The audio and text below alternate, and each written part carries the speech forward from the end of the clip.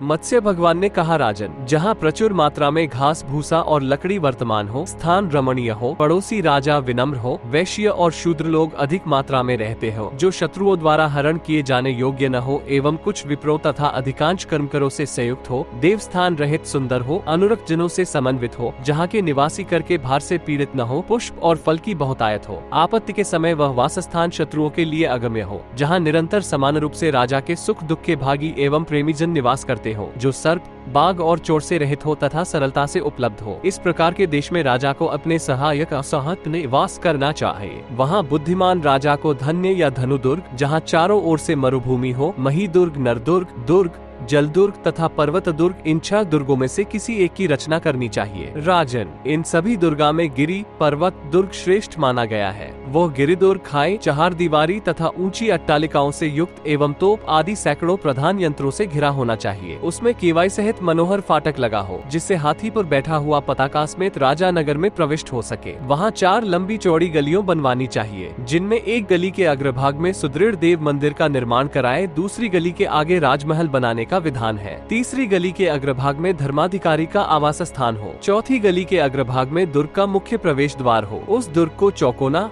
आयताकार, गोलाकार, मुक्तिहीन, त्रिकोण, यवमध्य, अर्धचंद्राकार अथवा वज्राकार बनवाना चाहिए। नदी तट पर बनाए गए अर्धचंद्राकार दुर्ग को उत्तम माना जाता है। विद्वान राजा को अन्य स्थानों पर ऐसे दुर्ग का निर्माण नहीं करना चाहिए। राजा को राजमहल के दाहिने भाग में कोषगृह बनवाना चाहिए। उसके भी दाहिने भाग में गजशाला बनवाने का विधान है। गजों की शाला पूर्व अथवा उत्तराभिमुखी होनी चाहिए। अग्निकोण में आयुधागार बनवाना उचित है। धर्मज्ञ उसी दिशा में रसोई घर तथा अन्यान्य कर्मशालाओं को भी रचना करे। राजभवन की बाईं ओर पुरोहित का भवन होना चाहिए तथा उसी स्थल पर एवं उसी दिशा में मंत्रियों और वैद्य का निवास स्थान एवं कोषागार बनाने का विधान है। उसी स्थान के समीप गौ तथा अश्वों के निवास की व्यवस्था करनी चाहिए। अक्षों की पंक्ति उत्तराभिमुखी अथवा दक्षिणाभिमुखी हो सकती है। अन्य दिशाभिमुखी निंदित मानी गई है। जहाँ अश्व रखे जाएं, वहाँ रात भर दीपक जलते रहना चाहिए। अश्वशाला में मुर्गा, बंदर, मरकट तथा बछड़े सहित गौ भी रखने का विधान है। अश्वों का कल्याण चाहने वाला अश्वशाला में बकरियों को भी रखे। गौ,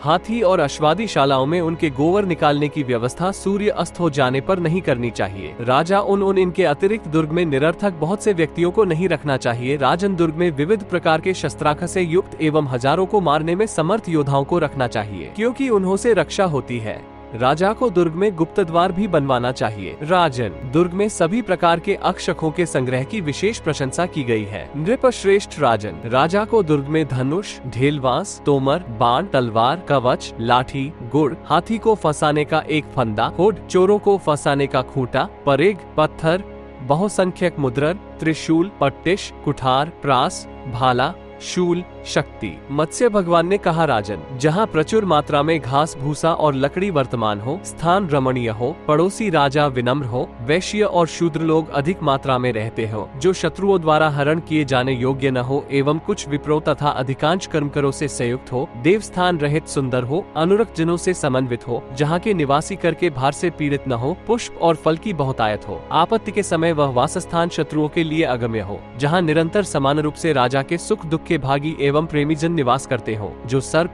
बाघ और चोर से रहित हो तथा सरलता से उपलब्ध हो। इस प्रकार के देश में राजा को अपने सहायक असहत निवास करना चाहिए। वहाँ बुद्धिमान राजा को धन्य या धनुदुर्ग, जहाँ चारों ओर से मरुभूमि हो, महीदुर्ग, नरदुर्ग, दुर्ग, जलदुर्ग तथा पर्वत दुर्ग, इन 6 दुर्गों में से किसी एक की रचना करनी चाहिए। राजन, इन सभी दुर्गा में गिरि पर्वत दुर्ग श्रेष्ठ माना गया है। वह गिरिदुर्ग खाई, चहारदीवारी तथा ऊंची अट्टालिकाओं से युक्त एवं तोप आदि सैकड़ों प्रधान यंत्रों से घिरा होना चाहिए। उसमें केवाई सहित मनोहर फाटक लगा हो, जिससे हाथी पर बैठा हुआ पताका समेत राजा नगर में प्रविष्ट हो सके। वहाँ 4 लंबी चौड़ी गलियों बनवानी चाहिए, जिनमें एक गली के अग्रभाग में सुदृढ़ देव मंदिर का निर्माण कराए, दूसरी गली के आगे राजमहल बनाने का विधान है, तीसरी गली के अग्रभाग में धर्माधिकारी का आवास स्थान हो, चौथी गली के अग्रभाग में दुर्ग का मुख्य प्रवेश द्वार हो। उस दुर्ग को चौकोना, आयताकार, गोलाकार, मुक्तिहीन, त्रिकोण, यवमध्य, अर्धचंद्राकार अथवा वज्राकार बनवाना चाहिए। नदी तट पर बनाए गए अर्धचंद्राकार दुर्ग को उत्तम माना जाता है। विद्वान राजा को अन्य स्थानों पर ऐसे दुर्ग का निर्माण नहीं करना चाहिए। राजा को राजमहल के दाहिने भाग में कोषगृह बनवाना चाहिए। उसके भी दाहिने भाग में गजशाला बनवाने का विधान है। गजों की शाला पूर्व अथवा उत्तराभिमुखी होनी चाहिए। अग्निकोण में आयुधागार बनवाना उचित है।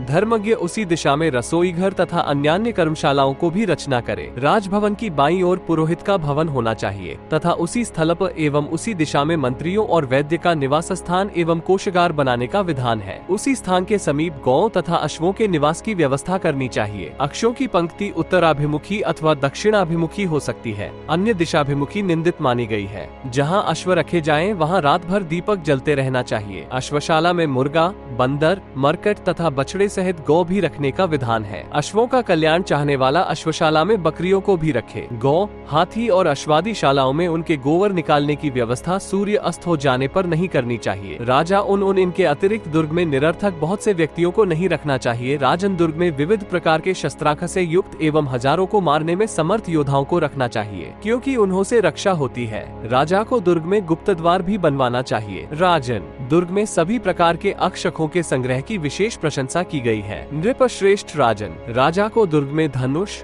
ढेलवास, तोमर, बाण, तलवार, कवच, लाठी, गुड़, हाथी को फंसाने का एक फंदा, होड, चोरों को फंसाने का खूंटा, परेग, पत्थर, बहुसंख्यक मुद्रर, त्रिशूल, पट्टिश, कुठार, प्रास, भाला, शूल, शक्ति। राजा दुर्ग में प्रयत्न पूर्वक इनका संग्रह करे। नागर मोथा, चंदन, हीबेर, कृतहारक, दारू हल्दी, हल्दी, नलद, खुश, नक्तमाल, कदम्ब, दूरवा, परवल, वच, चिरायता, भूतुबी, विषा, अतिविषा, तालिसपत्र, तगर, चितवन, खैर, काली गूला, दिव्या, सुर्धभवा, षडग्रंथी, रोहिणी, जटामासी, परपट, दंती, रसांजन, भरिंगराज, पतंगी, परिपैल, दुस्पर्शा, अगुरुद्वे, कामा, श्यामाक, गंधनकुली, तुष्णी, व्याघ्रंक, मंजीठ, चतुरंगला, केला, अंकुरोस्फीता, तालस्फीता, रेणुक बीज, बेत का अग्रभाग, बेत, तुबी, कैनक्रासेगी, लुध्रपुष्पिनी, मालती, करकृष्णा, वृश्चिका, जीविता। राजा इनका तथा इसी प्रकार के अन्य तिक्त पदार्थों का दुर्ग में संग्रह रखे। हरे, बहेड़ा, आंवला,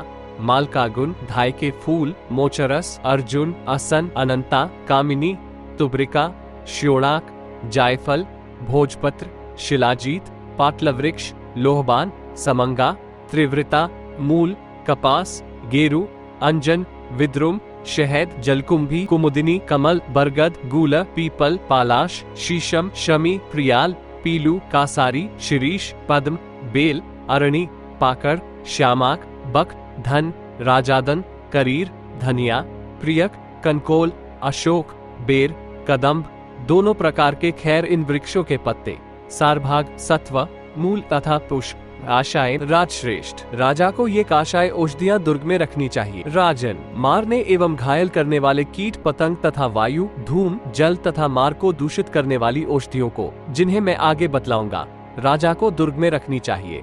राजा को प्रयत्न पूर्वक सभी विषों का संग्रह करना चाहिए तथा विष प्रभाव को शांत करने वाली विचित्र औषधियों को भी धारण करना उचित है। राक्षस, भूत तथा पिशाचों के प्रभाव को नष्ट करने वाले पापनाशक, पुष्टिकारक पदार्थों तथा कलाविज्ञ पुरुषों को भी दुर्ग में प्रयत्न पूर्वक स्थापित करना चाहिए। राजा को चाहिए कि उस दुर्ग में डरकर भागे हुए उन्मत्त, क्रोध, अपमानित तथा पापी दुष्ट अनुचरों को न ठहरने दे। सभी प्रकार के यंत्र, अस्त्र तथा अट्टालिकाओं के समूह से संयुक्त सभी प्रकार के अन्न तथा औषधियों से सुसंपन्न और व्यवसायी जनों से परिपूर्ण दुर्ग में राजा को सदैव सुखपूर्वक निवास करना चाहिए।